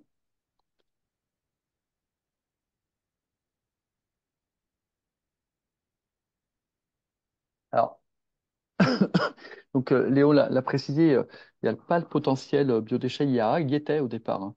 Et puis en fait, il s'avère que on a aussi, on s'est aussi challengé sur le fait de- d'indiquer le potentiel non seulement de départ, donc c'est le potentiel à horizon 2035 qu'il y avait sur votre Comcom à l'année 2019. Le premier point de départ, le premier jalon, c'est l'année 2019. Et c'était le potentiel qu'il y avait en 2019 euh, à horizon 2035. Et puis depuis, eh bien, entre 2019 et 2024, il y a des unités qui sont mises en service, etc. Et donc, à ce potentiel initialement présent à horizon 2035, eh bien, en 2024, il y en a un peu moins de dispo qu'en 2019 parce qu'il y en a déjà une partie qui a été prise. Et donc ça, c'est l'idée du potentiel utilisé. Voilà. Et donc aujourd'hui, vous avez potentiel utilisé, potentiel restant. La somme étant le potentiel qu'il y avait au tout départ. Et le tout départ, c'est l'année 2019. L'année 2019, c'est l'année du SRB, schéma régional biomasse. Je vais vous en reparler. Mais en fait, il s'avérait que pour les industries agroalimentaires, quand il a fallu défalquer ce qui était utilisé par rapport à ce qu'il y avait initialement, eh ben, on tombait sur des choses négatives parfois, c'est-à-dire qu'il y avait plus d'utilisé que ce qui y avait normalement d'initialement présent. Tout simplement parce que les biodéchets d'IAA, aujourd'hui, on a vraiment du mal à les tracer. En fait, voilà, pour vous donner un exemple, hein, j'avais une unité de méthanisation qui nous disait qu'il prenait des biodéchets de Corba. Et en fait, quand vous appelez le collecteur de Corba, les biodéchets viennent pas du tout que de la région vers Rhône-Alpes, mais aussi de PACA, etc. Et donc, on défalquait d'un potentiel initialement sur Rhône-Alpes des biodéchets qui venaient de PACA. Et donc, on aboutissait à des choses négatives. Donc, au final, on a décidé de les enlever tant que la méthodologie n'est pas, on n'arrive pas à affiner un peu cette méthodologie. Et si on n'y arrive pas, ben, ils ne seront pas remis, mais si on y arrive, on les remettra. Voilà, donc c'est pour ça que les biodéchets d'IA n'y sont pas. Euh, Voilà. Et ensuite, comment on approche le potentiel utilisé? Eh bien, le potentiel utilisé, nous, chaque année, avec la DREAL et les administrations, on fait une enquête auprès des méthaniseurs en activité euh, chaque année. Donc, cette année 2024, on a lancé l'enquête avec des retours pour avril, mai, juin, entre avril, mai, juin. On a 100 unités qui nous ont répondu sur, du coup, leurs données 2023, donc de l'année dernière. Et ils nous ont donné tous leurs intrants. Et donc, en parallèle, ils ont des obligations par rapport à ça vis-à-vis notamment du tarif d'obligation d'achat en lien avec la DGEC. J'ai vu que la DGEC suivait aussi ce webinaire. Bienvenue en tout cas aussi. Euh, et euh, L'ensemble de ces intrants qui sont donc utilisés, eh bien, on les défalque selon des règles. Eh ben, c'est sûr que quand une unité de méta nous dit on a tant de tonnes de fumier, eh bien, nous, la règle statistique, hein, pour vous donner une idée, ça repose tout sur un ensemble de règles, c'est de dire eh ben, ce fumier, on va le défalquer dans un rayon de 5 km autour de l'unité de méthanisation. Voilà, et donc du coup, ça abaisse le potentiel restant de la commune, notamment. Voilà. Et donc, c'est comme ça qu'on approche le potentiel utilisé, c'est vraiment sur la base des retours d'enquête terrain. Voilà. Le potentiel restant, lui, eh bien, en fait, il résulte du potentiel initial, 2019. Et ce potentiel initial 2019, c'est des approches en lien avec le schéma régional biomasse, qui était adossé à un certain nombre d'hypothèses faites par la DRAF sur quantité de fumier disponible en région et sur chaque département, ça descendait à l'échelle des départements. Et cette quantité de fumier à l'échelle des départements, elle était approchée par la DRAF en fonction des données qui étaient accessibles en 2019, notamment donc, le RGA 2010, mais qui avait été comment dire, statistiquement remis à jour et en 2019, l'année de remise à jour dispo, c'était 2017, je crois. Et puis, ils ont approché la quantité de fumier disponible par département ou de lisier, mais en faisant vraiment assez finement, hein, nombre à peu près d'élevages qui sont en total plein air, d'autres qui sont mi-plein air, mi-bâtiment, d'autres total bâtiment, etc. Bref, et on approchait un potentiel de fumier produit par le département, auquel était appliqué, par exemple, un taux qui permettait de dire, ben, finalement, sur 100 tonnes, 100 000 tonnes de fumier présent, on estime qu'on n'en aura que, on va se dire que pour la méthanisation, sur ces 100 000 tonnes existantes dans le département, il y en aura 50% qu'on peut estimer potentiellement utilisables en méthanisation. Voilà. Et donc, ça donnait le potentiel fumier du département. Donc, c'est tout un tas d'hypothèses derrière. Tout ça, si vous avez des questions, on y reviendra. Il n'y a pas de souci. Voilà, y a pas on a préparé quelques éléments de réponse si vous le souhaitez. Mais voilà tout ce qu'il y a derrière, hein. Derrière le calcul du potentiel, c'est le SRB et le potentiel restant, le potentiel utilisé, c'est les enquêtes terrain. Est-ce qu'il y a des questions suite à tout ça? Il y a une main levée dans le... Ah, je la vois pas, mais ok, prenez la parole. Oui, bonjour, Armelle Margueret. Alors, j'appartiens plus à la DGEC, mais Ah, ok, je vois je des suis jeux, c'est pour là ça. pour Ok, construire et déconstruire mon image de la méthanisation. Moi, par rapport alors, je suis désolée, je suis arrivée un petit peu en retard, donc je ne sais pas si pas de ça va souci. être pertinent comme question. Mais deux points là, juste par rapport à ce que je viens d'entendre là sur votre potentiel initial. Oui, Donc, je comprends qu'il a été construit en 2019. oui. Quid en fait de l'obligation de collecte des particuliers, des collectivités, des déchets, des Alors, déchets. et ça a Voilà. été pris en compte, du coup, aujourd'hui, on a les biodéchets des ménages, mais qu'on a identifiés. Euh, Identifié en 2019 ou 2017 non, ou, non, là, ça a été identifié, oui, ça a été identifié en 2019 sur le potentiel des biodéchets des ménages. D'accord. Et ma deuxième question, c'est que je veux comprendre au regard de votre potentiel, c'est que vous l'avez en fait établi au regard des intrants, donc de tout ce qu'on va pouvoir mettre dans le Oui, méthaniseur, mais rien du sortant, c'est-à-dire des digestats et de des la capacité digestats d'épandage. et de la capacité en fait d'épandage sur les sols, etc., etc. Non, Est-ce que ces deux aspects ont été pris en considération ou pas? alors non, là, comment ça s'appelle, dans le SRB, qui est un schéma État-région, hein, l'État et la région n'ont pas pris en compte l'aspect digestat qui se pose quand on intègre effectivement des intrants extérieurs à l'agriculture, on va dire, comme des biodéchets, puisqu'effectivement, du coup, il peut y avoir quand même des problèmes d'épandage avec des aspects de- de- d'azote d'azote organique qui sont assujettis à la directive nitrate, etc. Et Et donc ça, c'est là-dessus, pas un point d'amélioration en fait, ou enfin, alors moi je ça, considère oui, que parce nous, que on c'est n'a quand pas la même main là-dessus. Ça, c'est les schémas nationaux. Mais effectivement, je note effectivement votre remarque. Et là-dessus, l'État et la région sont, pour information, en train de travailler à une mise à jour du SRB, comme le prévoit la loi, à horizon 2026. Et donc aujourd'hui, on reprend tous ces potentiels-là, ce qu'on a vu qu'aussi on s'était parfois un petit peu planté sur des choses, hein. C'était les documents de programmation, ça fait partie d'hypothèses, à dire d'experts. Et des fois, on est un petit peu pessimiste ou optimiste, ça dépend. Donc, on réajuste tout ça avec les partenaires départementaux. Et du coup, ça sera l'opportunité de mettre ça en avant là, parce que du coup, il y a des copies de là-dessus. Je sais pas après si, je sais pas, je connais mal, on va dire, le document cadre du SRB, et est-ce qu'il le prend, en tout cas, en 2019, l'administration n'avait pas, l'administration et la région n'ont pas considéré le potentiel d'épandage. très bien, merci. C'est une très bonne question. Et du coup, juste pour. Donc, vous êtes plus à l'EGEC, Madame Marguerite, vous êtes dans quel organisme, du coup?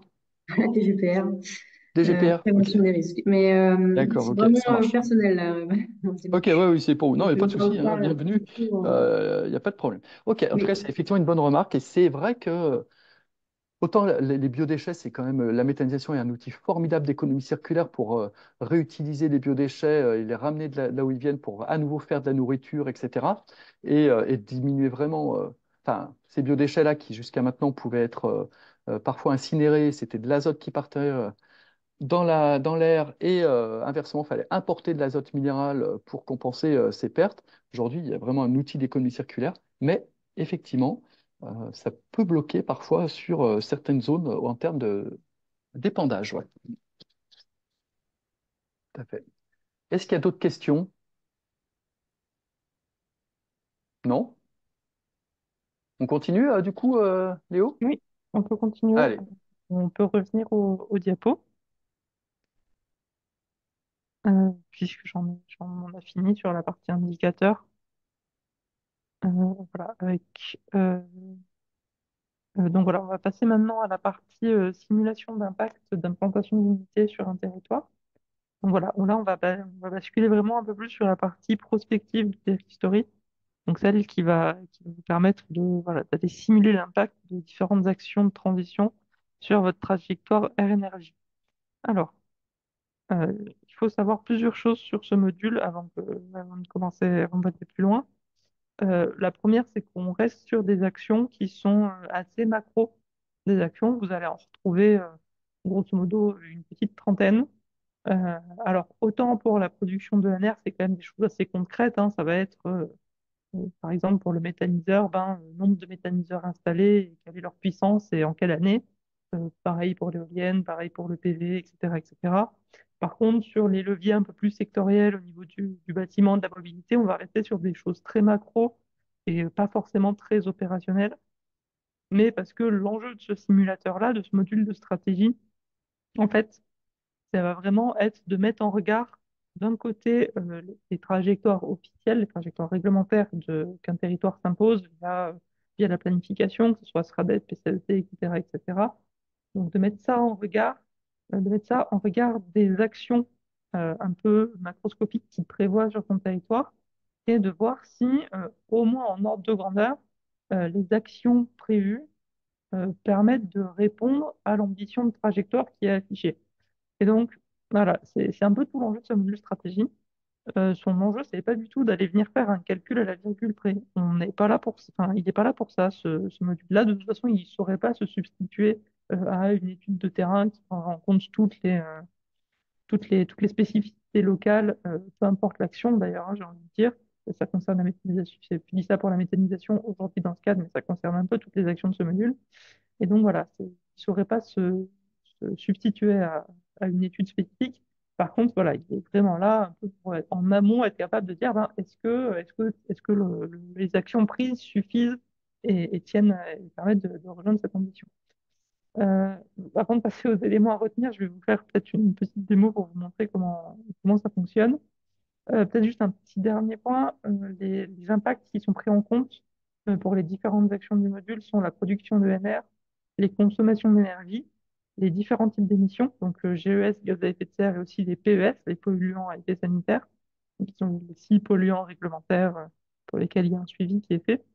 Et on a aussi une partie du module qui va venir calculer les retombées économiques des actions, qui lui, pour le coup, vous verrez, il nécessite un peu plus de prudence quand on le manipule et aussi un peu plus d'investissement en termes de temps, parce que ça demande de rentrer pas mal d'informations supplémentaires pour que cette partie-là du module sorte des chiffres qui fassent un sens, entre guillemets.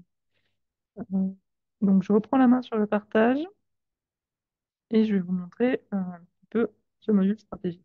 Alors, on va aller sur un EPCI cette fois, pour aller sur un territoire qui a un PCAET. Euh, je sais pas, parmi les EPCI présents, est-ce qu'il y en a un dans tes privats? Normalement, ça devrait bien se faire. Hop. Donc voilà, je sélectionne mon territoire. Et donc là, je suis dans le dernier module, le module de stratégie territoriale, et je viens cliquer sur le tout premier élément de la liste. La partie simulateur, c'est autre chose qui, pour aujourd'hui, ne nous concerne pas. Et donc, une fois que vous arrivez là, vous allez pouvoir cliquer sur Nouvelle stratégie, choisir votre territoire. Donc là, bon, on l'avait déjà choisi avant, donc pas besoin de le refaire. Et vous cliquez sur Valider. Donc là, l'idée du module stratégie, c'est qu'en fait, c'est un travail en 3 temps. Il y a un premier temps où vous allez définir les trajectoires cibles. Un deuxième temps, vous allez pouvoir venir cocher et activer les actions que vous avez envie de mettre en place. Et un troisième temps où l'outil va venir calculer les impacts et vous les présenter. Alors, pour ce qui nous concerne aujourd'hui, je vais vous montrer vraiment que la partie production d'énergie renouvelable, installation de méthaniseurs et calcul d'impact associé à cette installation de méthaniseur. Je n'irai pas plus loin, mais voilà, c'est un module qui est beaucoup plus vaste que la méthanisation, beaucoup plus vaste que les fermes ENR. Et voilà, vous allez pouvoir y trouver tout un tas de choses. Donc voilà, je vous en montre vraiment qu'une petite partie aujourd'hui. Donc sur la production d'énergie renouvelable. Donc, quand vous ouvrez le module et que vous affichez la trajectoire énergétique du territoire, vous avez ce genre de graphique, donc avec les valeurs historiques qui sont présentes, une projection de l'objectif SRADET euh, de la région Auvergne-Rhône-Alpes à horizon 2030. Ici, en ce qui concerne le ENR, il faut savoir que la projection qui est faite là, c'est une simple règle de 3. C'est-à-dire que la région dit en 2030 plus tant de pourcents de ENR par rapport à 2015. Eh bien, nous, on prend la valeur 2015 du territoire, on fait la règle de 3 et on vient tracer la droite et ça s'arrête là. Il n'y a pas de, on fait rien de plus subtil, entre guillemets. On va pas dire, ah ben, tiens, tel territoire a plus de potentiel qu'un autre, etc., etc. C'est pas du tout l'objet. Et si jamais vous êtes un EPCI vous avez rentré, qui avait fait un PCAET, que ce soit obligatoire ou volontaire, et que vous l'avez rentré sur la plateforme de dépôt de l'ADEME, nous, on a été chercher ces données-là, on vous les affiche. Donc, ça, manifestement, il n'y en a pas. Mais s'il avait été là, vous auriez en plus en bleu ciel la trajectoire de votre PCAET. N'hésitez pas à aller voir en direct et à manipuler en même temps sur l'outil, en même temps que moi, ça peut vous servir, ça peut vous permettre de bien vous rendre compte. Donc là, une fois qu'on en est là, plusieurs possibilités, vous pouvez venir définir votre trajectoire. Donc là, voilà, par défaut, on a laissé une ligne droite. Si vous avez un PCAET, par défaut, on suit le PCAET. Mais voilà, vous avez le choix de venir modifier les valeurs. Là, par exemple, je vois que le Stradlet me dit 1812 en 2030, et bien, soit, je vais bien dans le tableau, 1812 en 2030, et on peut se mettre un objectif en 2050. Mettons 2 fois suite 2030, 1800, ça doit faire 3600. Bon, je mets des chiffres un peu au hasard, hein, vous n'en voudrez pas. L'objectif, c'est vraiment de vous montrer comment fonctionne le module.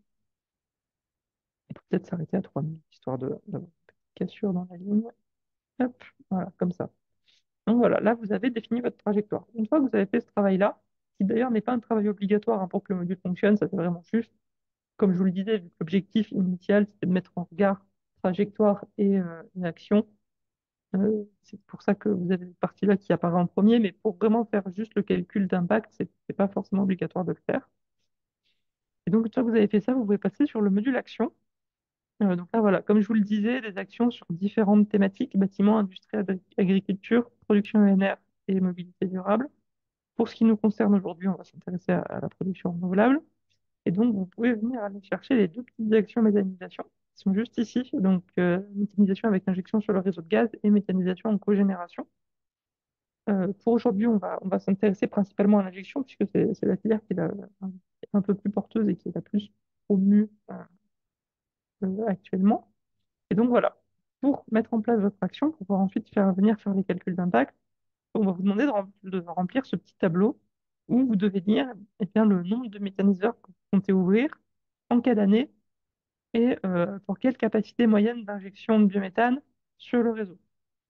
Euh, donc là, par exemple, voilà, moi je suis le PCI Privas Centre Ardèche. Je ne sais pas si vous avez des projets en cours sur votre territoire, mais donc, je vais rentrer des valeurs un peu au hasard, mais Demander euh, peut-être, est-ce que monsieur, j'ai perdu votre nom, je ne me souviens plus.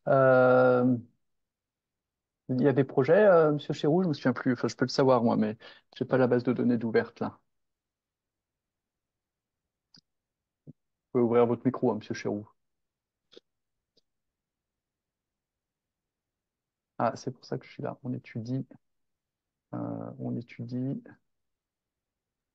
Ok. On étudie, on recherche pour l'instant savoir si c'est jouable ou pas. Ok, ok. Eh ben, écoutez, on va du coup, on va dire, donc là, vous en êtes, donc ça veut dire, admettons que ça soit jouable. On est en 2024, il faut faire un projet autour de 2029, 2030, ouais. d'accord. Ouais. Eh ben, c'est parti. On n'a qu'à en mettre un en 2030. Au niveau de la capacité d'injection, je vais prendre pardon, des valeurs moyennes de mémoire Guillaume qui m'avait dit que 150. Ouais, tu peux prendre 130 en méthaniseur 130. agricole. 130 en méthaniseur agricole. Ça serait plutôt sur la méthanisation agricole, monsieur Chéroux? Enfin, ouais, vous n'avez pas d'ordre d'idée encore pour le moment. Non, pour l'instant, c'est sur des bouts. Ah, sur des bouts de steppe, alors. Ok, Ouais. les bouts de steppe, par contre, je sais plus là, en moyenne, mais on doit pas être loin Bon, 130. Ouais. je peux laisser 130 et puis Ouais, ouais. éventuellement, voilà, on pourra venir affiner. Encore une fois, je vous le disais, le calcul n'est pas la virgule près. Donc, et voilà. Donc, pour les paramètres avancés, pour l'instant, je ne vous les montre pas. Alors, si, je vais vous en montrer une partie, pas les paramètres économiques, mais les autres paramètres pour vous montrer quand même un petit peu ce qu'il y a derrière tout ça. Donc, vous avez notamment plusieurs rendements qui sont pris en compte ici, qui sont des rendements moyens technologiques tels que nous, on a connaissance sur les installations en région. Donc, ça, voilà, taux de rendement du purificateur, taux d'autoconsommation pour le chauffage du Winchester, C'est les retours des enquêtes terrain, ça. c'est ça. La valeur PCI du méthane, pour ça qu'a priori est quand même assez fixe, et le temps de fonctionnement en pleine puissance en heures, donc qui est à 8500, donc on est quasiment sur un fonctionnement 24/24 tout au long de l'année. Donc voilà, donc là on est vraiment dans le cadre d'une unité qui fonctionnerait à plein régime. Éventuellement, si jamais vous êtes un peu plus avancé sur votre projet et que vous avez des idées un peu plus précises ou que ben voilà, vous êtes sur un méthaniseur à long terme et que vous espérez une amélioration de certaines technologies, je ne sais pas, on sait rien, vous pouvez venir un peu modifier ces valeurs-là. Nous, ce qu'on a mis par défaut, voilà, c'est des valeurs moyennes qu'on constate par les différents retours d'enquête terrain. La Et donc, technologie est déjà bien optimisée. Elle va c'est ça. pas beaucoup s'améliorer pour le coup là. Merci Guillaume pour les précisions. Je ne maîtrise pas assez le détail pour tout voir sur les choses, mais merci pour l'intervention. Et donc voilà, une fois que vous avez rempli ça, on va pouvoir venir aller dans le troisième onglet, l'onglet d'impact, vérifier que l'action est bien activée. Donc là, on voit bien que parmi la seule action qui est cochée, c'est méthanisation avec injection sur le réseau. Les autres ne sont pas remplies, donc elles ne sont pas activables. C'est plutôt rassurant. Et on va pouvoir venir calculer les impacts. Donc là, voilà, on va laisser l'outil tourner. Et, euh, et donc, on en arrive ici. Oui, alors voilà, c'est assez classique. On est sur un territoire où il y a beaucoup d'hydro. Donc forcément, en pourcentage, l'injection d'une unité, c'est pas hyper impressionnant. On est à 0,01%, mais quand même, voilà, on est sur un territoire où actuellement, il y a un grand barrage qui représente 844 gigawattheures sur les 1000 et quelques, donc oui, quasiment 80%. Je vais l'enlever, on va le barrer, histoire d'espérer pouvoir y voir un peu quelque chose. Et je vais zoomer un petit peu, parce que sinon, on voit vraiment pas grand-chose. Hop. Ça reste l'épaisseur du trait quand même là. Oui, ça reste l'épaisseur du trait quand même. On va pouvoir aller chercher peut-être directement les valeurs. Alors attends, est-ce que j'ai bien validé l'action? Parce que j'ai l'impression qu'il n'y a rien qui sort.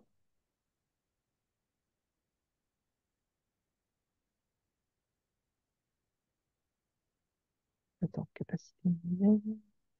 Je vais y aller un petit peu Oui. plus fort. C'est juste pour être Ouais, sûr pour que avoir un peu le trait, ouais. pour avoir quelque chose, on va oublier un petit peu la cohérence, Ouais, je pense la que. cohérence des chiffres. Donc, alors en heure, 1300. Non, il est bon.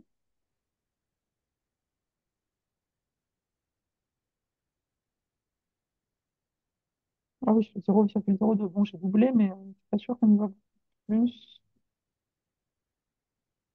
Oui, si, mais c'est ça, on a quand même une valeur. Alors, donc comme on peut le voir, faut le voir sur l'infobule, hein, parce que sinon, ici, vous n'allez pas le visualiser beaucoup. Mais on est sur un territoire où actuellement, on a valorisation par injection du biométhane qui est à 6 gigawattheures. Et si on va à horizon 2050, on est passé à, donc j'allais un peu plus dans le détail, on est passé de 6,3 à 6,4.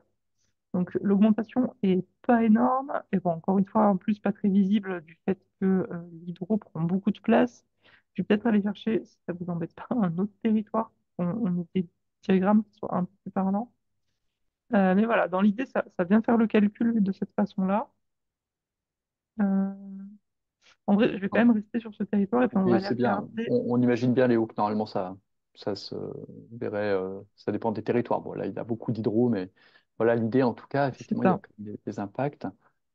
Et donc ensuite, vous avez la partie impact socio-économique. Peut-être, avant de passer aux impacts socio-économiques, une question qui pourrait revenir, euh, qui pourrait arriver, c'est qu'on ne calcule pas, enfin, quand bien même vous faites de la production ENR, on ne calcule pas d'impact sur les, ça n'implique pas d'impact dans l'outil sur les émissions de GES du territoire, ce qui est factuellement, ce qui est faux, hein, d'un point de vue réel. Si vous injectez du biométhane dans le réseau, vous contribuez à baisser le facteur d'émission du gaz qui est consommé dans le dit réseau.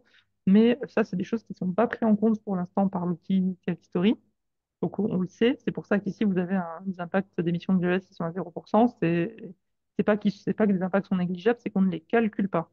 Donc voilà, et c'est la même chose pour les ENR électriques, hein. Même si vous faites installer beaucoup de panneaux solaires et d'éoliennes, on ne considère pas que ça fait varier le facteur d'émission de l'électricité consommée sur votre territoire. Donc vous aurez aussi un 0% d'évolution sur les émissions dues au déploiement des ENR, ce qui, encore une fois, je le répète, hein, n'est pas vrai, euh, enfin, ne correspond pas à une réalité. C'est juste que d'un point de vue méthodologique, ça pose plein de questions qu'on n'a pas encore forcément résolues. C'est pour ça que ces calculs sont pas faits. Au niveau des impacts socio-économiques, donc comme je vous le disais, avant d'aller dans le détail, il faut avoir pris le temps de regarder les autres paramètres économiques associés à l'action pour qu'on puisse faire un calcul propre du nombre d'emplois générés, de la valeur ajoutée générée, de l'évolution de la facture énergétique associée et des retombées fiscales. Alors l'idée derrière tout ça, en fait, c'est ce que vous allez retrouver dans les paramètres économiques avancés de l'action, c'est qu'en fait, on définit par défaut pour l'intégralité des phases du projet de construction, de mise en service d'un méthaniseur. On vient de tailler un peu les différents secteurs de dépenses et on estime en tout cas une part qui va être captée soit au niveau national, soit directement par le territoire. Ce sont des valeurs moyennes qui sont prises là par défaut. L'idée, c'est qu'une fois que vous avez votre projet, par exemple, vous avez pu imposer dans votre appel d'offres, ou que sais-je, un certain nombre de contraintes. Par exemple, dire, ben, je veux qu'on n'utilise que des cultures, euh, je ne sais pas moi, qui soient locales, et ben, du coup, la part captée par le territoire, a priori, elle n'est pas de 3%, mais 200. Ou alors, vous voulez imposer que à 80%, en tout cas, enfin bref. Vous pouvez venir comme ça, fixer vos chiffres. Pareil, je sais pas, moi, il doit y avoir voilà, les études de faisabilité. Vous pouvez décider que ça sera pas un des local qui va travailler. Et bien, dans quel cas, pareil, là, vous pouvez mettre 100%.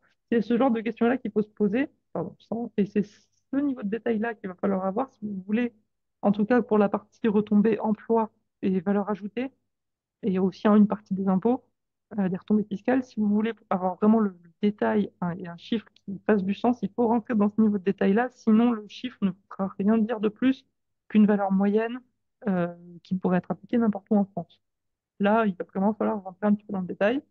Encore une fois, c'est pas forcément quelque chose qui s'adresse à tout le monde. Ça peut vite prendre un petit peu de temps, mais ça va vraiment aussi dépendre de qu'est-ce que vous mettez dans votre projet. Et donc, une fois que vous avez fait ça, je relance le calcul d'impact. Donc là, normalement, voilà, vous avez à horizon 2030 le nombre d'emplois estimé, le nombre d'emplois générés estimé sur le territoire et en région.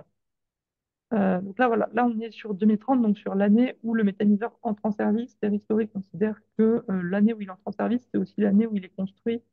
Donc l'intégralité des emplois enfin, de construction en fait sont aussi comptabilisés en 2030. C'est pour ça que vous avez trouvé là et que donc vous tombez à 9. Si jamais, alors comment je peux faire ça? Si jamais, mettons, si je sais comment je vais vous montrer ça, mettons qu'on en prévoit un deuxième bien plus tard, euh, en 2044, un deuxième, hop, on va se remettre à 200 et on va calculer l'impact. Là, normalement, je devrais avoir des choses sur plusieurs années. Donc voilà, là, parce que là, donc là, pourquoi vous avez 11? Parce que vous avez à la fois le cumul de tous ceux qui seront de tous les emplois générés au moment de l'année 2044 pour la construction du méthaniseur qui sera ouvert en 2044, auquel il faut adjoindre les emplois du fait que bah, le méthaniseur ouvert en 2030, bah, il fonctionne et donc vous avez des emplois fixes, entre guillemets, de personnes pour le faire tourner. Donc, il a, a priori, sur ces deux projets-là, sont estimés à hauteur de 2, puisque là, Terry semble considérer qu'il y a 9 emplois nécessaires pour la construction. Si on arrive à 11 en 2044, ça veut dire qu'il y en a 2 comptés pour la maintenance. Donc, vous avez ça pour les emplois. Euh, En moyenne, on est à 0,8 ETP, 1 ETP par méthaniseur en région en termes d'exploitation. D'accord. Ouais. Merci Guillaume pour les infos. Ça, voilà, typiquement ce genre d'infos-là, quand le simulateur a été construit, Guillaume, toi, tu as participé à l'élaboration des méthodologies avec l'équipe Terristory, me semble-t-il, à Ouais. l'époque. Donc voilà, toutes ces infos-là, toutes ces moyennes-là, c'est des valeurs que nous, on a utilisées. Là, je pense qu'on est un peu au-dessus de ce 0,8 parce que Oui, je bah pense après, on c'est une doit taille prendre plus en compte grosse, là, 200. la puissance du méthaniseur, C'est c'est ça. ça. Et vu que c'est à 200, C'est-à-dire ça va qu'il y a permettre plus de passer d'intrants et ouais, il y a à plus de l'arrondi temps. au-dessus. Et c'est essentiellement pour ça. Mais voilà, c'est ce genre d'information-là qui est utilisé. Au niveau de la valeur ajoutée générée en millions d'euros, donc là, évidemment, vous la retrouvez, retombée pour le territoire, pour la région, en impact direct et indirect, que vous pouvez venir décocher, hein, bien sûr, en fonction de ce qui peut vous intéresser, et vous allez retrouver la même chose. Donc, impact sur la facture énergétique, donc avec les économies en millions d'euros. Alors, le calcul est un petit peu complexe. Là, on va venir estimer que ce biogaz en injection, il va venir se substituer intégralement sur le territoire à du gaz de ville, à un tarif que nous, on a pré-rentré, qui est le tarif 2022. Parce qu'il faut savoir que Terry Story, dans son modèle de stratégie, n'embarque pas de prospective sur les prix de l'énergie. Il y en avait à une époque. On a arrêté parce qu'on s'est rendu compte que, bah, avec la récente crise énergétique, on s'est retrouvé complètement hors champ en fait avec les valeurs qu'on avait rentrées. Et on s'est dit que ça valait pas le coup de jouer entre guillemets à l'apprenti sorcier avec ces valeurs-là, et qu'il valait mieux qu'on enlève la prospective et qu'on fasse des évaluations à coût constant plutôt que de mettre des valeurs qui, in fine, n'auront pas de réalité dans un futur plus ou moins lointain. Et donc voilà, pareil, on calcule aussi les retombées fiscales. Alors là, vous n'en avez pas, c'est une bonne question. Il faudrait que je regarde pourquoi. Mais j'imagine que ça doit être spécifique. Voilà, ces retombées-là ne sont pas forcément calculées pour pour tous les types d'actions. Je suis à peu près certain qu'il y en a pour les éoliennes. Sur la méta, je suis La pas certaine méthanisation pour agricole, il n'y en a pas des retombées fiscales à ma connaissance. Par contre, il y en a Ok. sur la méthanisation territoriale. Mais je ne sais pas, est-ce que tu... Non, on ne peut pas spécifier là dans l'outil type de Non, méthanisation. STEP, non, par exemple. c'est des choses assez générales et je pense que du coup, Ok, pour éviter de ok. complexifier, on avait considéré que c'était à zéro. Mais oui, la partie retombée fiscale, elle est vraiment spécifique à des fiscalités un peu particulières Ouais. sur tout Et ce du qui va coup, en être injection méthanisation, électricité sur le réseau. notamment. Voilà. Donc, je pense qu'en Méthanisation tout agricole, il cas, n'y a pas de retombées fiscales. c'est ça. Méthanisation territoriale faite par un développeur privé, oui, mais en tout cas, là, le module, on a dû intégrer la filière classique d'agricole. Donc voilà pour un petit peu le panorama de ces actions-là. Euh, Est-ce qu'il y a des questions? euh, Donc, du coup, moi, ce que je comprends, Léo, c'est vrai que ça donne un bon point de départ, etc. Après, ça reste tout ça à affiner, bien sûr. Mais disons que comme un outil de pré-diagnostic, ça permet déjà de sensibiliser même ces élus ou autres, quoi. Est-ce qu'il y a des questions, des remarques? Il est 14h24, finalement, on aura tenu jusqu'à 14h30. N'hésitez pas, hein, si vous avez des questions. Je crois que Léo, on a quasi fini là, non? oui, il doit rester une petite slide sur Voilà. les grands points à retenir sur la partie simulateur. Bon, écoutez, en attendant d'éventuelles questions, je repartage mon écran, du coup.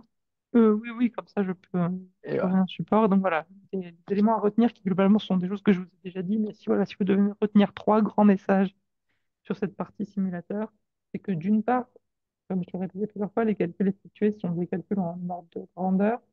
Et l'objet de ces calculs, c'est plus de comparer l'ambition d'un territoire et les actions prévues pour y parvenir que de se substituer à une étude de terrain détaillée. Donc, voilà, l'enjeu, c'est vraiment ça, l'ordre de grandeur. Est-ce que ce que j'ai prévu me permet d'atteindre les objectifs fixés en termes de point de vue planification? Ça, c'est le premier point à retenir. Le deuxième point, c'est au niveau des indicateurs économiques. Eux aussi, évidemment, ce sont que des ordres de grandeur et surtout, ils nécessitent que vous passiez un petit peu de temps à remplir les paramétrages avancés de l'action pour pouvoir lui faire dire un petit peu à cet outil, voilà, pour lui donner un peu plus de réalité. Si jamais, comme je vous le disais, vous souhaitez imposer euh, la localité de certaines étapes du processus mise en, de mise en service en fait d'un méthaniseur, c'est là qu'il faut l'indiquer. C'est très important parce que ça peut changer du tout au tout l'estimation du nombre d'emplois sur, euh, sur le territoire. Et voilà, comme je l'ai dit, un module qui ne se substitue pas à une étude approfondie qui prendrait compte des spécificités locales, mais qui peut quand même permettre de dimensionner l'effort à fournir sur la durée. Je rajouterai à ça un tout petit dernier point, c'est qu'évidemment là, on a vu qu'un tout petit bout de ce que permet de faire une stratégie, on est vraiment resté sur la partie mutualisation, mais voilà, comme vous avez pu le voir, il y a quand même tout un tas d'autres actions et, qui chacune ont leur mode de fonctionnement, leur mode de remplissage. Donc voilà, c'est un outil qui peut vite devenir assez chronophage, mais qui, quand on prend le temps de s'y atteler, permet vraiment d'avoir des courbes de projection à horizon 2050 qui permettent de voir si, bon an, mal an, on rentre dans les clous de notre trajectoire ou pas. Moi, je pense que j'en ai fini là, si ma mémoire est bonne. Il n'y a Ok. Eh ben, pas d'autres slides. On prendra vos questions. bon, merci Léo. Est-ce qu'il y a des questions? Alors, j'ai vu qu'il y avait quand même pas mal, quelques administrations, notamment de, de Bourgogne-Franche-Comté, mais je crois que Bourgogne-Franche-Comté, c'est pas déployé Terhistory, hein. Non, alors Story n'est pas déployé, par contre vous avez quand même accès au module national sur lequel vous retrouverez pas de données à proprement parler, enfin, pas la partie cartographique. Par contre, la partie simulation, elle est disponible à condition que vous puissiez fournir vous-même quelques données de base, typiquement la production ENR sur la dernière année disponible. À partir du moment où vous êtes capable de rentrer ces informations, nous, on est capable de faire tourner le module de stratégie. Donc ce module-là est disponible à national.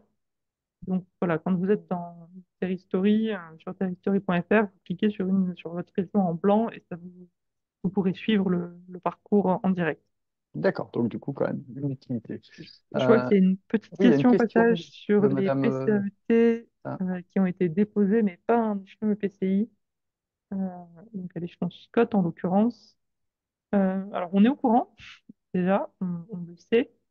Ils sont pas encore affichés dans l'outil parce que c'était pas une possibilité qu'on avait prévue au départ quand on a commencé à s'intéresser à ce sujet-là des PCAET.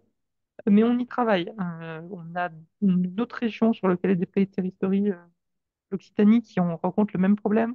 où il y a pas mal de PCAET qui ont été déposés à l'échelon Scott et qui du coup sont pas encore visualisables dans l'outil, donc c'est quelque chose qui avance. Je peux Ça pas sera pas vous donner immédiat, de quoi, du coup. date, malheureusement, mais on y travaille. C'est un petit peu long parce que les formats de récupération que du côté de l'ADEME sont pas tout à fait les mêmes que pour les EPCI classiques. Voilà, désolé, Madame le Marchand, mais voilà, restez en veille parce que du coup, voilà, c'est dans les tuyaux. Euh, Est-ce que, alors, pareil, quand vous avez des questions, etc., soyez indulgents. Il faut savoir que ils ont dans le hub des questions parce que du coup, c'est l'agence là qui gère à peu près les questions au niveau national, hein. Vous avez au moins 200 tickets. Qui arrivent, enfin pas tous les jours, mais voilà, il y a quand même dans le pipe déjà, il y a eu beaucoup plus de tickets. Là, vous êtes en train comment dire, d'épurer tout ça, mais voilà, c'est quand même un travail assez dense. Donc la réponse n'est pas immédiate. Par contre, n'hésitez pas même à me relancer moi, etc. Pour aller aux nouvelles quand il y a des demandes de modification, des souhaits voilà, des propositions d'amélioration, etc. Euh, Sachez que du coup, c'est fait, euh, c'est fait avec parfois un petit délai. Ok, bah écoutez, j'ai l'impression qu'il n'y a plus trop de questions. N'hésitez pas sinon dans les dernières minutes qui nous restent. J'espère que voilà, ça vous aura donné, éclairé un petit peu sur cet outil Terrestory. Merci Léo, en tout cas. C'était très clair. Après, il faut le manipuler, hein. C'est comme tout outil informatique. Après, c'est un outil qui est quand même assez ergonomique à partir du moment où on a pris quelques habitudes, on va dire. N'oubliez pas d'aller voir aussi, de cliquer sur les petits icônes, points d'interrogation, etc. pour la méthodologie. Ça vous apportera quand même pas mal de réponses. Et je vous remercie du coup. Et s'il n'y a plus de questions, je vois qu'il n'y a plus de questions et pas de main levée. Eh ben, écoutez, je vous donne rendez-vous la semaine prochaine pour ceux qui souhaitent être inscrits, qui se sont inscrits ou qui souhaitent le suivre. Si vous n'êtes pas encore inscrit, alors inscrivez-vous pour l'acceptabilité et l'appropriation locale des projets. C'est l'intervention notamment de GRDF et du CISCA, qui est un organisme spécialisé sur l'approche sociologique des ENR et qui est basé à Clermont-Ferrand, qui nous parlera de l'acceptabilité et de l'appropriation locale de la méthanisation en région Auvergne-Rhône-Alpes principalement, et sans doute aussi avec quelques élargissements. Mais voilà. Et donc ensuite suivra une belle table ronde, notamment avec l'intervention, je pensais à Priva qui a des objectifs de méthanisation en STEP, avec l'intervention de Roanne Aglo, qui ont donc une unité bout de STEP mixte avec biodéchets, l'intervention du maire de Besson, pardon, qui sur sa commune a une unité de méthanisation qui s'appelle Besson Énergie et qui aura beaucoup de choses à nous dire sur l'acceptabilité aussi de ces projets-là. Et puis l'intervention des Monts du Lyonnais qui ont été très proactifs sur la méthanisation avec le financement d'études, mais aussi eh bien, un rôle très important d'interface entre acteurs.